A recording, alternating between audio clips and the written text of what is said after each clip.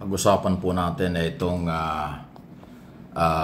interim release na request o petisyon ng kampo ni former President Rodrigo Roa Duterte dyan sa ICC. Okay? So, ang sinasabi po ng kampo ni Duterte dapat ay pansamantalang mai-release habang iniimbestigahan pa at wala pa yung after trial laban sa kanya ayon sa mga abogado ni Duterte. Nagpormal na pong hiniling dyan po sa ICC. Sa side naman po ng mga prosecutors at ng mga abogado ng mga biktima sa human rights violation, kasong crime against humanity, ang sinasabi nila, no sufficient ground to allow Duterte interim release ayon kay Attorney Christine Conte, isa ho sa mga abogado ng biktima. Pati na si dating Congressman Nery Colmenares at iba pa. At ito ang matindi. Ang sinasabi nga po ni Secretary Remulla ng Department of Justice, hindi rin makakabuti kay Duterte kung ito ay maire-release. Okay? Pangalawa, hindi rin naman dito sa Pilipinas yan ilalagay kung sakali. At kung ilalagay ito sa ibang bansa, naniniwala ang Justice Secretary na mas safe si Duterte kung manatili lang sa dahig kaysa sa ibang bansa pa o kung saan siya ilalagay. Naniniwala siyang kompleto ng facilities ang ICC, ang dahig, may mga doktor, maayos sa seguridad, protektado, walang magiging problema.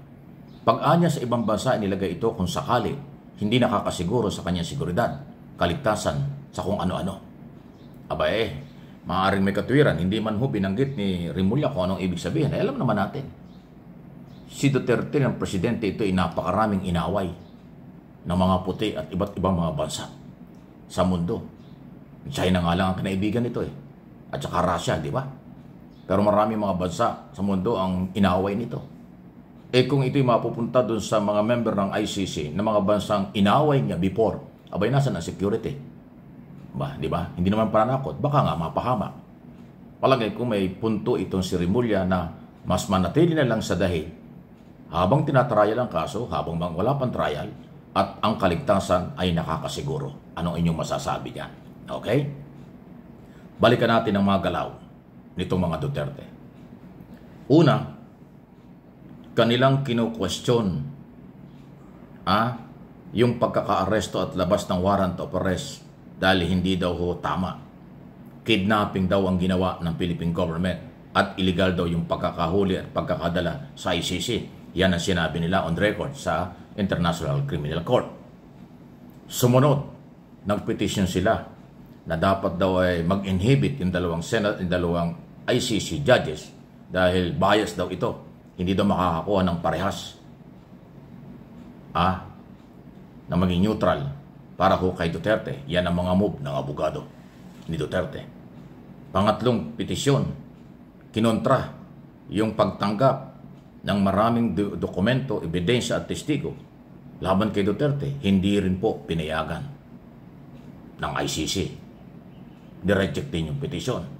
Ang ngayon ay nabibitin na petisyon ay ito pong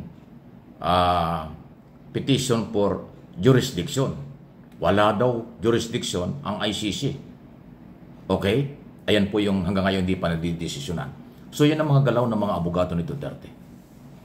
Kaya ganito ang tanong. Lahat ng petition nila hindi nasunod. Walang nangyari. Pati yung pagharang sa testigo at mga dokumento. Pati yung inhibition, wala rin nangyari. Pati yung illegal arrest at kidnapping, wala rin. Hindi rin ho nakumbinsi ang korte. At itong issue ng jurisdiction, isipin mo, nagpetisyon ka, sinasabi mo walang jurisdiction ang ICC. Pagkatapos ngayon, meron kayong petition to interim release. Hindi nyo kinikilala yung korte. Tapos ngayon, nirequest nyo na i-release yung inyong kliyente. Si Duterte, ano yan? Anong galaw yan? O kayo, mag-DDS, baka hindi nyo alam, baka kayo binubudol ng inyong abogado. Baka pinaglalaroan lang kayo ng inyong abogado. Ayan naman talaga, on record yan. Nasa website yan, on record yan, yung mga sinabi ko, yan ang kanyang ginawa. Si Attorney Nicolas Portman, abogado ni Duterte. Yan ang kanyang mga ginawa. Wala pa si Ine Panalo. Lahat ng kanyang galaw, sablay. Lalo na yung issue ng jurisdiction, ngayong buwang ito, o bago matapos siguro ito, kung ano man, dapat magkaroon ng desisyon ng korte. Pag sinabi ng ICC na meron silang jurisdiction, laglag na naman ang abogado ni Duterte. Pag sila meron jurisdiction, baka hindi rin payagan ng interim release, laglag pa rin. Saka nakakitang, parang sa kapitbahay, inaaway mo yung kapitbahay mo, tapos nung magipit ka, pare, mare, baka pwede ako mangutang sa'yo. O, di ba? Ganun ang ginawa ni Coltman. Inaway yung mga judges, kasi wala daw jurisdiction, or mag-inihibit kayo, kasi bias kayo. Tapos nung hindi paniwala ng kanyang mga petition, ito ngayon ang kanyang galaw. Interim release. Uma-apply sila. Nag-petition sila na i-release nyo ang aming kliyente. Bakit? Kala ko ba walang jurisdiction? Kala ko ba wala kang respeto? Wala kang pagkilala sa korte? Bakit ka ngayon lumapit at humihingi ng tulong? Ano yon?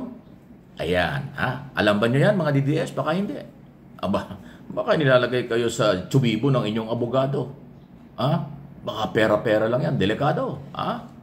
Opinion ko lang yan. Pero yan ang diskarte ng inyong lawyer. Baka hindi pinapaliwanag sa inyo. Nakukumbisi kayo ng mga vlogger na nagsasabi, uuwi na si Digong, nasa aeroplano na, mainit ang pagsalubong ng mga tao, puro fake news yan. Walang totoo. Mula nang maaresto noong March 11, tatlong buwang mahigit na. Araw-araw sinasabi ng mga Duterte, uuwi na, wala namang nangyari.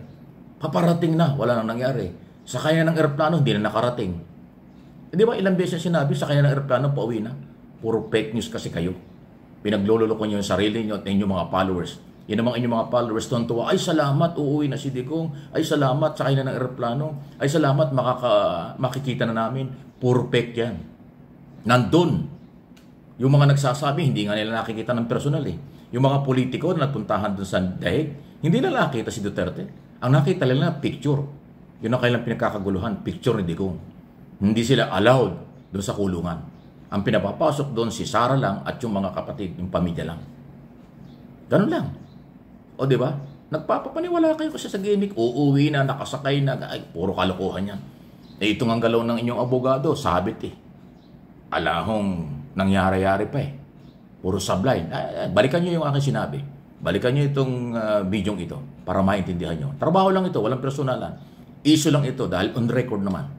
Sinasabi ko lang kasi pinagtatakpan ng iba.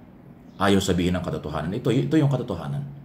Pagka yung petisyon sa issue ng jurisdiction, pag natalo pa dyan si Coltman, si Duterte, wala na. Kalaboso talaga.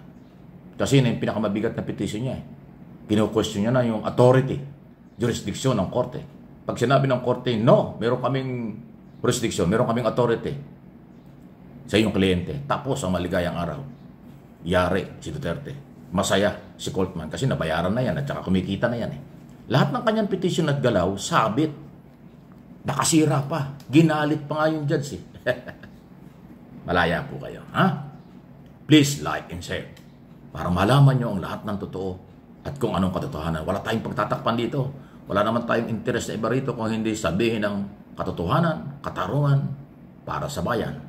Para sa mga Duterte rin. Kasi pinagtatakpan, ginagamit lang sila ng kanyang mga alipores eh.